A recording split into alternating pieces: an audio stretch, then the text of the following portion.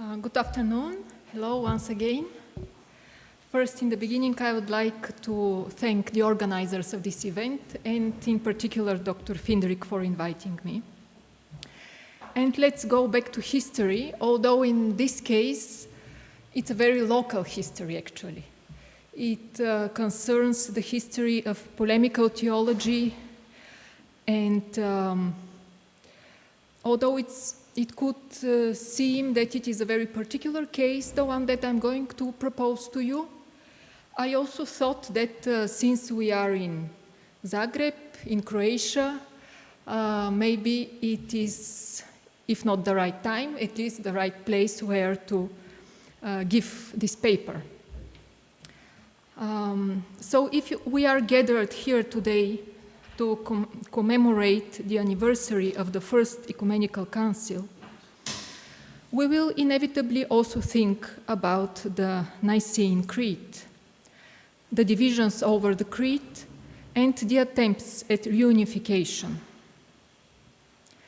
In my paper, I will present you how these issues were addressed by an 18th century polemical work, which is now largely forgotten, but at that time was quite popular in Croatia, Italy, and in Central Europe. The work in question, called The Mirror of Truth Between the Eastern and Western Churches, was published in Latin exactly 300 years ago, so we have another anniversary, in Trnava in Slovakia, present-day Slovakia. And also it had an earlier version, which was published in 1716, and it was published in Southern Slavic vernacular. I will come back to this definition, Southern Slavic vernacular, in a few minutes. Its author was Christoforos Pejkić, or Krstjo Pejkić, a Bulgarian Catholic missionary in Central Europe. Before I return to his work, though, I will first give you some information about Pejkić's life and cultural background. So he was born in Čiprovci, which is a small town in present-day Bulgaria, a couple of thousand of citizens. And actually, when he was born there in the 17th century, it was the center of Bulgarian Catholicism, because traditionally the Bulgarian people are Orthodox, and there was a small Catholic minority, and he belonged to this minority. And actually in the 17th century, this Bulgarian Catholic minority was in growth.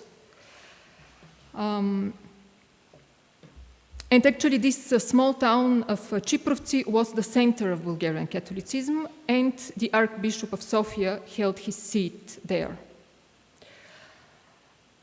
Yet the rise of Catholicism in Čiprovci came to an abrupt end in 1688, when a regional revolt against the Ottoman Empire failed, because at that time Čiprovci, as the entire present-day Bulgaria, was under Ottoman rule.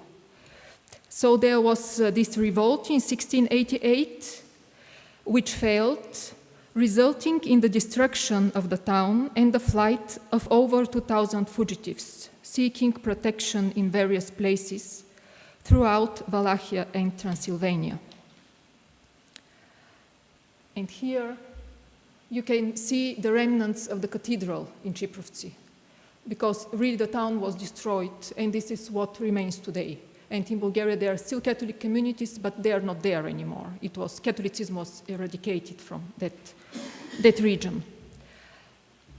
So a year after the failure of this uprising, in 1689, Pejkić was accepted as a student at the College of the Propaganda Fide in Rome, namely the Urban College. He studied there for almost 9 years. And in 1698, he left the college in order to become an apostolic missionary among his compatriots exiled in Transylvania. Later, at different times in his life, he worked as a missionary, parish priest, and canon in various locations in Hungary, Transylvania, Wallachia, and Croatia. For a period of 4 years, he was also the prior of the Pia Casa dei Catecumeni in Venice. With this sole exception, his entire missionary activity was carried out in Central Europe, in the so-called new acquisition territories of the Habsburg Empire. Then we are not sure about the exact date of his death, but it's most probably that he passed away in Vienna in 1730. Before proceeding, I just want to make an important remark that the most serious research on Pejkić, although he's Bulgarian, but the most serious research on him to this day remains a monograph in Croatian by Josip Turčinović. It was published in 1973. So Pejkić was the author of 3 works of interconfessional polemics on the schism between the churches of Constantinople and Rome. He also wrote this treatise, which is called The Muslim Educated Doctrinally and Catechetically in the Law of Christ. And then the rest of his work was of Christian-Muslim polemics.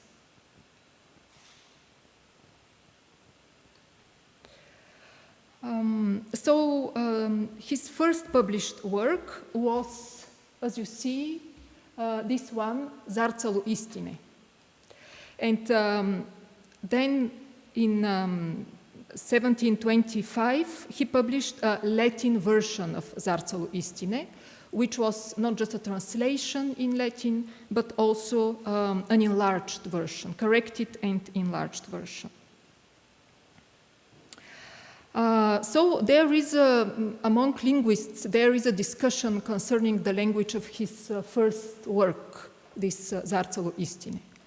The author himself would call it Illyrian. It was in Illyrian language.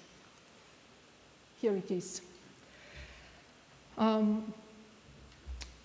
In Illyrian language, which actually was Croatian, one of the Croatian dialects, the so-called Štokovo. But he used Cyrillic script, which was something specific for the Bulgarian Catholics. They would write in Croatian because they were educated by Croatian teachers coming from Croatia, Franciscan friars, but they would use Cyrillic script because they were Bulgarians. So it was a kind of mixture. And then there is this Latin translation of the same work.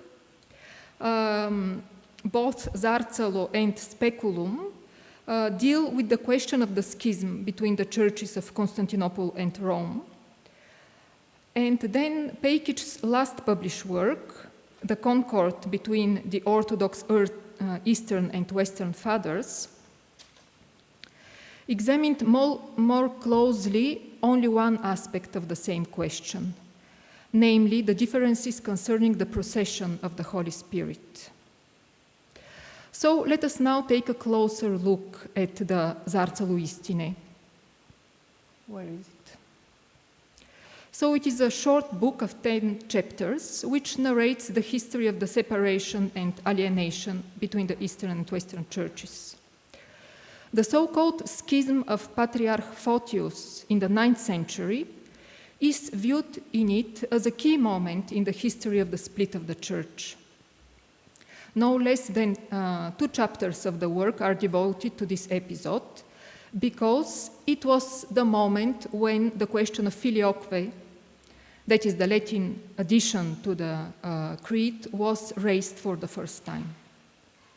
Then Pejkić also includes in his narrative the Fourth Lateran and the Second Lyon Councils, where the definition of the procession of the Holy Spirit apud troque was established as doctrine of the Catholic Church.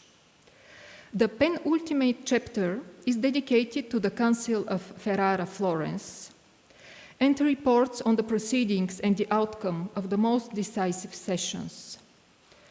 In the last chapter of the book, the author sets out the 4 doctrines on which an agreement had been reached at the council, and supports them with quotations from the Bible and the Greek fathers.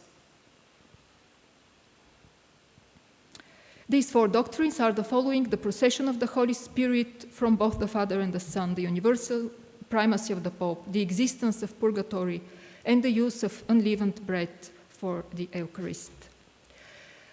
The Council of Florence, with the respective decree containing the definitions of these 4 doctrines, set an example for all the subsequent attempts of the Catholic Church to win over the Eastern churches. And the conditions for later unions were modeled on them. For instance, the conditions of the Union of Brest of 1596 and of Alba Iulia of 1698. Despite their undoubted importance, only a minor part of the book is reserved for a discussion of the ecclesiological and theological differences between the 2 churches. Just a minor part of the first version of the book. It is mainly a history of the division of the church, and only in the last chapter there is a discussion on the differences. While in the Latin version, 1/2 of the book is dedicated to this theological discussion. This development of the text might be explained in the first place by assuming that Pejkić had, over the years, modified his approach in some way and became convinced that there was a need to expound and defend the Catholic doctrine more thoroughly and persuasively. Secondly, however, it is when one reads the 2 versions, it is immediately evident that Pejkić mastered Latin much better than Illyrian, because he studied Illyrian at school with the friars, while Latin he studied at the university for many years in Rome. So in the Zarzalo, his language is generally less precise and more figurative, while in the Speculum it is far more technical, permitting the author to carry out a detailed discussion of the questions debated. Pejkić tackles the theme of the Catholic Orthodox controversy once more in his last work, the Concordia. Where is it? Here. In which his aim is to give an account of what Gennadius, Patriarch of Constantinople, had written concerning the question of the procession of the Holy Spirit. This work, actually, is an adaptation of the first chapter of a book entitled Apology of the 5 chapters of the Decree of the Council of Florence, which was believed to have been composed by Patriarch Gennadius. In the Concordia, Pejkić directly addresses the Orthodox clergy and ordinary faithful living in the lands of the Catholic Emperor, and reminds them that what he refers to therein are the words of a man of great authority and learning and a Greek patriarch, whom the Orthodox Christians are expected to heed. But, there is but, bearing the name of Patriarch Gennadius as its author, the apology had, in the eyes of Catholic polemicists, great symbolic power. It was widely known that Georgios Scolarius had attended the Council of Ferrara-Florence and had originally advocated the union. However, on returning to Constantinople, he had repented his earlier support, and after the death of Mark Eugenicus, succeeded him as leader of the anti-unionist party. It is for this reason that when the apology, allegedly written by Gennadius, appeared in Rome in the mid-16th century, it aroused surprise in the readers. In response to this surprise, a legend spread, according to which Gennadius had returned to his earlier stand in the very last years of his life, and finally recognized the validity of the Council of Ferrara-Florence. So the apology was viewed by the Roman theologians as evidence for this supposed final conversion of Gennadius, and they believed it contained his definitive opinion on the question of the union. However, in reality, the Apology was a work by Joseph, Bishop of Meton, who lived in the 15th century and who was a strong supporter of the union. But the authorship of his work was only revealed much later, namely in 1733, and Pejkić could not have known, while working on his adaptation of the first chapter of the Apology, that its attribution to Gennadius was false. Such a kind of interesting twists in this story.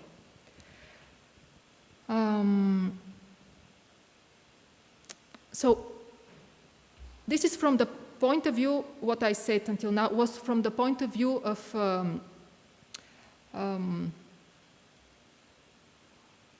the theological differences between the two churches. But in his works, in his polemical works, Pejkić also applies, together with his theological argumentation, a set of arguments of, broadly speaking, political nature. He organizes these arguments around the basic idea of the multinational, not solely Greek character of the Eastern Church. In the preface to his Zarcalu, let's go back to Zarcalu. So in the preface, he argues that the Eastern Roman Empire was conquered by the Ottomans, I quote, by the just judgment of God, since the Greek Church had in ancient times already ceased to obey the seat of Rome. However, although Pejkić might consider it just that the Greek Church should languish in slavery, he reminded his readers that the 18th century Greek Church was not exclusively and not even predominantly Greek, but Illyrian. And when he says Illyrian, he means people who speak Slavic languages.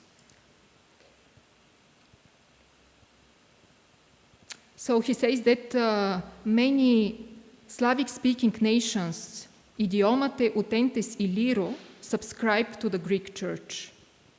So the author further explains that he has composed his book in the Illyrian language as a means of benefiting his Illyrian brothers, so that they might learn whence they had been torn and where they were expected to return. Indeed, with regard to his books, Pejkić never tried of insisting that they were the fruit of his practical experience, because he was not a theologian, he was a missionary. And they were, in point of fact, meant to be used in practice. At the same time, a thorough analysis of Pejkić's works on the schism and the union of the Church reveals that they were intended to serve his political ideal of an all-embracing Christian alliance to triumph over the Ottoman Empire. This ideal also explains Pejkić's attempt to reach a broader audience among diverse and not necessarily highly educated social strata by writing a work in a variant of a Southern Slavic vernacular. So, as a matter of fact, this work is the very first book on Orthodox Catholic theological controversy ever written in a Southern Slavic language.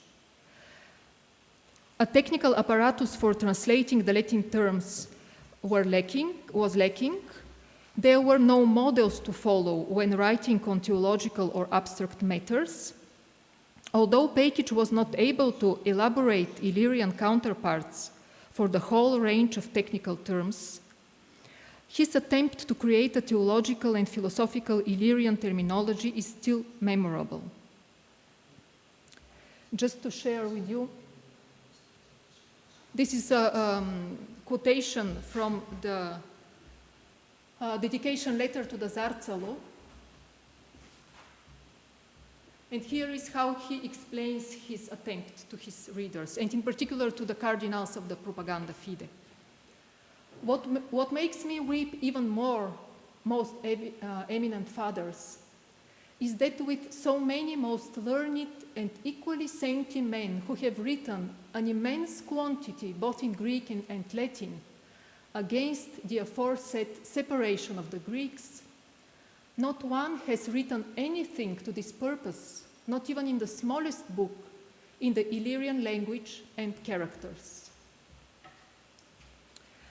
I'm now coming to the closing part of my paper, but before that I would like to say a few words about the reception of this work and about its further fate in the 18th century. So Zarcalu's speculum, both in its Illyrian and Latin versions, were quite popular during the 18th and even the 19th century. Let me see if there is a... So the speculum, the Latin version, was published in 1725 and then republished 3 times in the 18th century.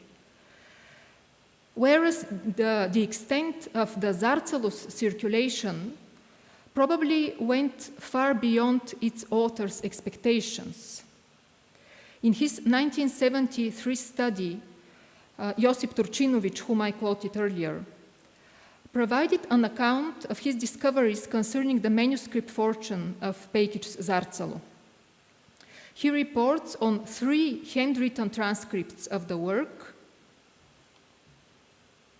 but I don't have this, maybe. No,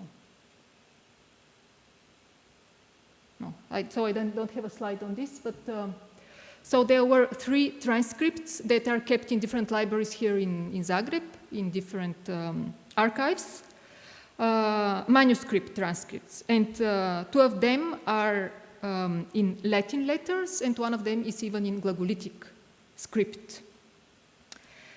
And then, more interestingly, in 1745, the text of Zarcalu Istine was reprinted in Latin letters, and this transcription was published in Venice under a new title, Ukazanje Istine, without any reference to the name of the author. This transcription was done by a Franciscan friar called Stjepan Badrić. With regard to the contents, Ukazanje Istine is almost identical to the Zarcalu. And it is interesting to note that the true authorship of the work, which was reprinted at least 4 times more until 1898, the true authorship was disclosed only in 1888. So for more than 1 century, this book was reprinted again and again, and it was not known who was the real author. Finally, let me refer to the Croatian scholar Sanja Vulić, who writes that, I quote, Zarcalu Istine is remarkable not only for its numerous reprints. What is more, she writes, is that Pejkić was the one to open the doors for scores of works of a similar genre in Croatian literature.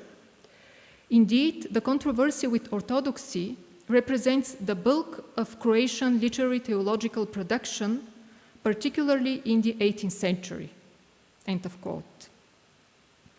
So, in sum, Pejkić's polemical works are a testimony coming from a period of deep division and hostility between the Eastern and Western churches, during which the discourse on doctrinal issues had the character of a religious and political propaganda.